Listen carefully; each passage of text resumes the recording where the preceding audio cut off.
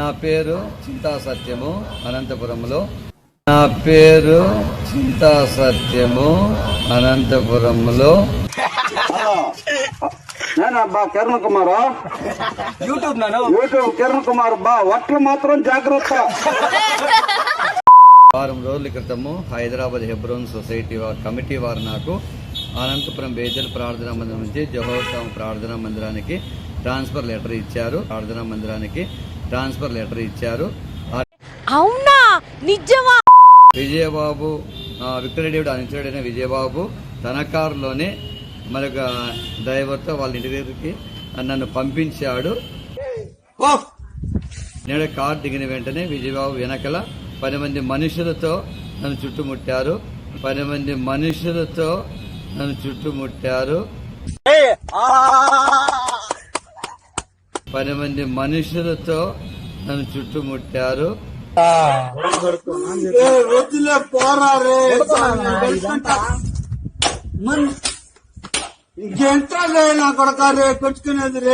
నేను భయాభ్రాంతులకు గురైపోయి గట్టిగా నేను కేకలు వేశాను.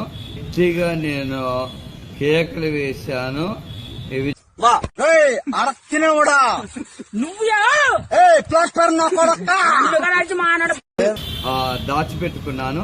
12 నెలల తర్వాత వచ్చేసి నడుచుకుంటూ ఒక విశ్వాస ఇంటికి వెళ్లి, ప్రాణభయంతో విశ్వాస ఇంటికి నడుచుకుంటూ వెళ్ళి అక్కడ ఉదయం వరకు అక్కడ నేను నిద్ర లేకుండా గడిపాను. నాకు మనశ్శాంతి లేకుండా, దానివల్ల హెడేక్, తర్వాత గుండె దడ ఎక్కువైపోయింది. కాబట్టి నా ప్రాణహాని విక్టరీ డేవిడ్. నేను మరీ అంత ఎదవలా కనపడుతున్నారా? ఓ మాదిరిగా కూడా కనపడలేదా? చెప్పండి సార్, మీ ప్రాబ్లం ఏంటి? నాకు మనశ్శాంతి లేకుండా, దానివల్ల హెడేక్ మరి రాకుండా ఏమవుతుంది? గుండె దడ ఎక్కువైపోయింది.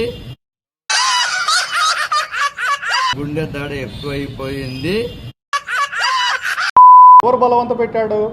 మేము ఎక్కడ ఒక చెడు మాట మాట్లాడే వాళ్ళం కాదు. ఎక్కడ కూడా మా బ్యాక్గ్రౌండ్ లో కూడా క్రిమినల్ హిస్టరీ ఎక్కడ కూడా లేదు.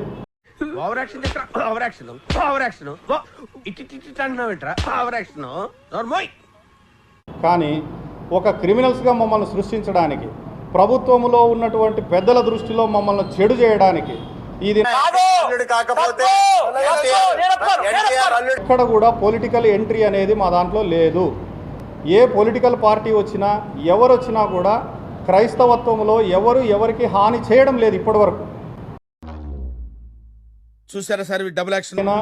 మన దేవదానం అనే వ్యక్తి పైన, మా ఇద్దరి పైన టార్గెట్ చేసుకొని మమ్మల్ని హంతమొందించాలని, మమ్మల్ని హతమార్చాలని.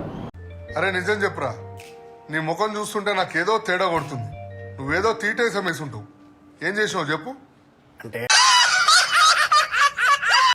ఎందుకు పుడతారో కూడా తెలియదండి మనుషులు. కొంతమంది బేసిక్ సెన్స్ ఉండదు మనుషుల దగ్గర. పెట్టి మమ్మల్ని చంపాలని మేము ఎక్కడ పోతే అక్కడ ఫాలో కావడము, ఎక్కడ పోతే అక్కడ ఫోన్లు చేయడం, అన్నోన్ నంబర్స్ నుంచి విపరీతమైన బెదిరింపు కాల్స్. మాకే కాదు, మా భార్యలకు కూడా బెదిరింపు కాల్స్ వస్తున్నాయి. సార్ మీరు కామెడీ చేయకండి సార్, సీరియస్ గా మాట్లాడుతున్నారు. నీతో ఇలాగే మాట్లాడాలి, నీతో మామూలుగా మాట్లాడితే కరెక్ట్ కాదు.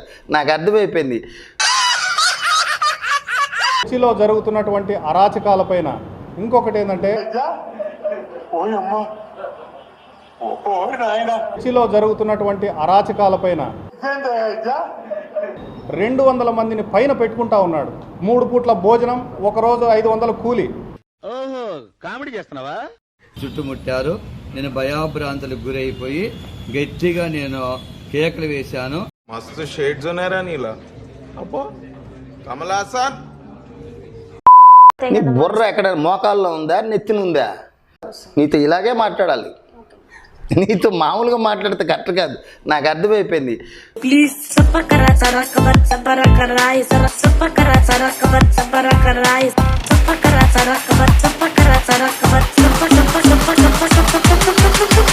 సబ్స్క్రైబ్.